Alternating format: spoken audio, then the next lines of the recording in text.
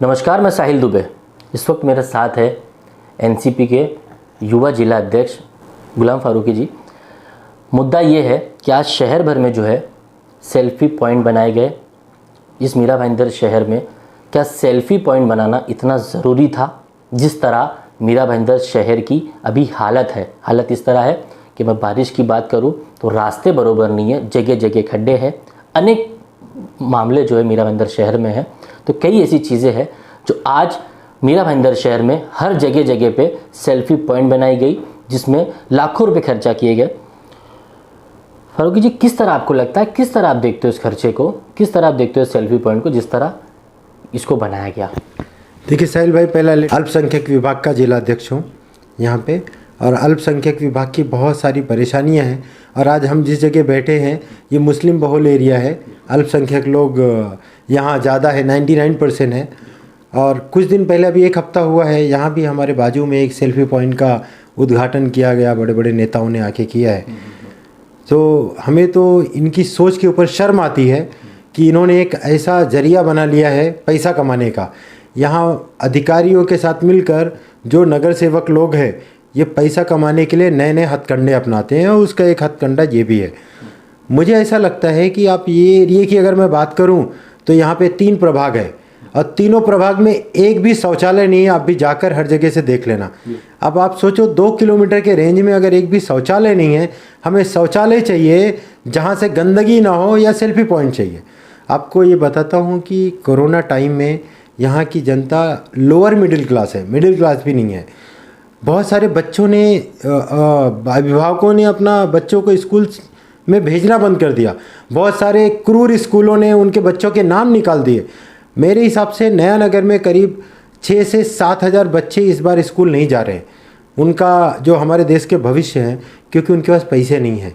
अगर ये selfie point की जगह पे हम कोई एक जगह टीवी लगा देते, या लैपटॉप नहीं तो छोटा मोटा मोबाइल ही ऐसे गरीब लोग को देते, तो शायद हमारे देश का भविष्य बनता। लेकिन ये नेताओं को कुछ पड़ी नहीं है, इनको अपना कमीशन लेने से मतलब है, और ये कमीशन के चक्कर में कोई भी हद तक जाने को तैयार हैं। साहिल भाई, आज की डेट लिख लो, 1 महीने बाद रात को 12 बजे ये सारे सेल्फी पॉइंट की तरफ एक बार और आप जाना, देखोगे तो चरसी गर्दुल्लों का अड्डा मिलेगा। ये लिख के ले लो। बिल्कुल बिल्कुल। आपको लगता है कि जिस तरह ये खर्चा किया गया, आज जिस वार्ड में ये नगर सेवकों ने खर्चा किया, इनके पास और भी काम थे। अगर ये वार्ड के अपने लोगों से पूछते, जनता से पूछते, तो अनेक काम निकल के आते। ये काम करके क्या दिखाना चाहते हैं ये मीरा भाईंदर शहर, जबकि इतनी परिस्थिति और भी ख़राब है काफ़ी? देखो, ये लोगों की सोच वहीं तक है, इनको जनता से कुछ नहीं पड़ा है। इनको ये है कि कौन सा काम जल्दी हो और उसमें हमें कमीशन कितना मिले। मैं बोलता हूँ महानगर पालिका के कमिश्नर साहब को आपके माध्यम से आग्रह करता हूँ कि एक कोई भी सेल्फी पॉइंट का ऑडिट करा लो, और आप वहाँ से 3 कोटेशन मंगाओ दूसरी जगह से। मालूम होगा इससे आधा पैसा भी नहीं खर्चा होता। तो ये टैक्स पेयर के पैसों को अपने पास लाना है, अपने जेब में डालना है, क्योंकि आगे आ रहा है इलेक्शन, तो इनको पैसों की ज़रूरत पड़ेगी। तो ये लूट है जनता की पैसों की।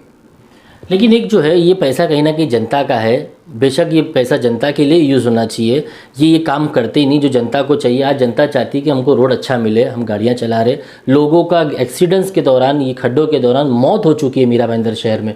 आज से 2 साल पहले, 3 साल पहले मौत हो चुकी है। फिर भी जो है पालिका की बात करूँ, नगर सेवकों की बात करूँ, ये सिर्फ अपनी राजनीति चमका रहे कहीं ना कहीं। किस तरह आप देखते हैं, आज आप राजनीति में हो, आज युवा हो, जिस तरह आपकी मानसिकता में देख रहा हूँ, जिस तरह आपने काम करने का एक प्रोग्राम बनाया है, जिस तरह आपको आगे करना है, किस मानसिकता से काम कर रही है? देखो, जो ये जितने नगर सेवक हैं, 95 नगर सेवक, अभी हम 1.5-2 साल से कोरोना के उसमें हमारा शहर जूझ रहा था। बीच में कुछ रिलीफ हुआ, लेकिन वापस भी हम कोरोना की चपेट में हैं।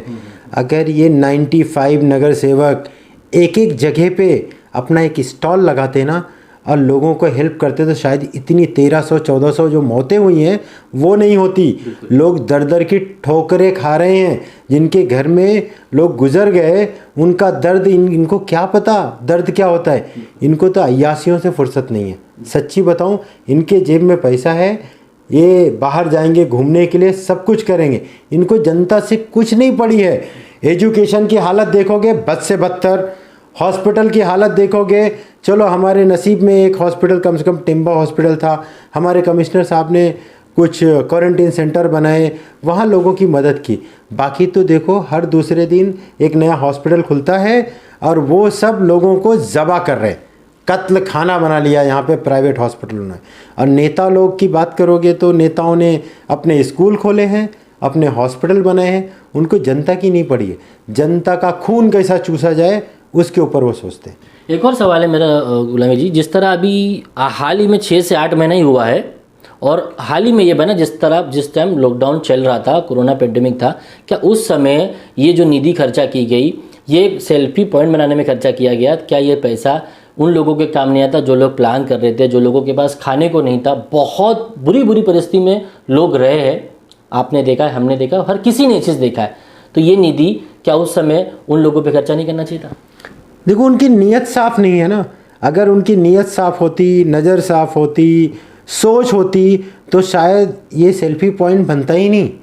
मुझे सेल्फी पॉइंट से एतराज़ नहीं है, ये पैसे को सही जगह इस्तेमाल करते, इससे बेहतर किया जा सकता था, उस पे है। आपके यहाँ अभी अगर आप कैमरा घुमाएंगे, बाहर देखेंगे ना, ये 2 किलोमीटर में टॉयलेट नहीं है। आदमी क्या करेगा? खड़े होकर पेशाब करेगा। वो खड़े होकर पेशाब करने से बेहतर था ना एक टॉयलेट बना कर दिया जा सके। शिक्षा के लिए, गरीबों के लिए मैं बोलता हूँ, जहाँ झोपड़पट्टियाँ हैं वहाँ पे टीवी लगा दो, कम से कम टीवी से ABCD तो पढ़ाया जा सकता है। लेकिन ये सोच इनकी नहीं है। इनकी निधि में पैसा है, अभी 6 महीने के अंदर, 6 महीने बाद आचार संहिता लग जाएगी, तो ये पैसे को हम कहाँ इस्तेमाल करें और कमीशन ले लें। कमीशन खाने का एक तरीका है। बिल्कुल। मीरा भाईंदर महानगर पालिका कहीं ना कहीं भ्रष्टाचार की अगर मैं बात करूं तो सबसे अव्वल नंबर पे चल रहा है। आप तो जानते रहोगे कि जब लॉकडाउन की शुरुआत हुई थी तो एक जो स्वर्गीय बाला साहब ठाकरे ग्राउंड जो है वहाँ पे बेहद बड़े बेड का जो है 12 से 13 करोड़ रुपए खर्चा करके बनाया गया था, जबकि उसमें एक भी पेशेंट जाके लेटा नहीं। कहाँ गया वो पैसा, कहाँ गया वो भ्रष्टाचार? देखो यहाँ पे बड़े नेताओं की मिलीभगत थी। मैं बहुत खुलकर बोलता हूँ, वो खिचड़ी घोटाला हो या वो इतना बड़ा क्वारंटीन सेंटर बनाया गया, हॉस्पिटल बनाया गया 1000 बेड का, जिसमें मैंने सुना था कि वहाँ पे पंखे 5-5 हज़ार रुपये रेंट लगाए गए, जो कि नए पंखे खरीदेंगे तो 1200-1500 में आते। तो ये पूरा भ्रष्टाचार है। और शायद हमारे कमिश्नर साहब की इतनी हिम्मत नहीं है कि उनकी इंक्वायरी करके और उनको सज़ा दिलाई जाए। वो भी कहीं ना कहीं मजबूर है, मुझे ऐसा लगता है। बिल्कुल बिल्कुल। मैं भी, चलो ये तो हुआ। अब आने वाले इलेक्शन में एनसीपी किस तरह काम कर रही है, किस तरह मीरा भाईंदर शहर में आना है, किस तरह काम करना है, किस तरह की प्लानिंग चल रही है, किस तरह का काम देखने मिलेगा? देखिए हमारा विज़न बहुत क्लियर है कि हमें यहाँ एजुकेशन के मुद्दे पे काम करना है, हेल्थ के मुद्दे पे काम करना है। एक शहर तभी तरक्की कर सकता है जब वहाँ एजुकेशन का लेवल ऊपर आए। और एजुकेशन के लिए अभी आपको 10-15 दिन के अंदर ही नज़र आएगा कि एनसीपी एजुकेशन को लेकर आगे क्या कदम बढ़ाने जा रही है। हमने अपने पत्र व्यवहार शुरू किए हैं और हमें यहाँ का शिक्षा और स्वास्थ्य कैसा बेहतर हो उसके ऊपर हम काम कर रहे हैं। हमारे जो भी सोल्जर हैं हर जगह खड़े हुए हैं। अभी हमने यहाँ पे 5-6 ऑफिस खोला है और भी ऑफिस हम खोलने जा रहे हैं। आपके माध्यम से मैं बताना चाहता हूँ, हमारी सारी ऑफिसेस बुक बैंक हमने बना दिया है। आपका बच्चा 4th क्लास में पढ़ा, पास हुआ, उसकी बुक लाके दो, 5वीं क्लास की बुक हमसे फ्री लेके जाओ।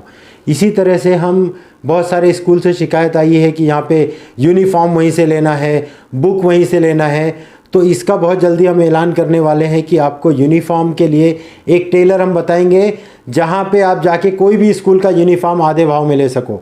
दूसरा, बुक के लिए जो बुक का किट दे रहा है आजकल स्कूल, उसके आधे भाव में आपको बुक भी हम मुहैया कराएंगे। बहुत जल्द ऐलान करने वाले हैं इसका। धन्यवाद।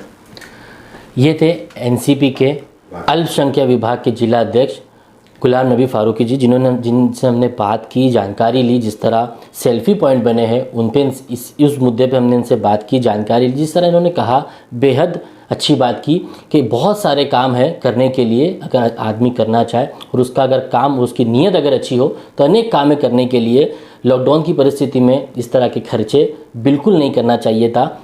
यही पैसा अगर लोगों की मदद के लिए लगता तो बेहद अच्छा होता और वही लोग आपको बढ़ चढ़ के देखते और वो इलेक्शन में आपके लिए उतरते, आपको वोट जो आपकी बैंक है वो भरते और वो आपके लिए ज़्यादा फायदेमंद होता, ना ही कि ये।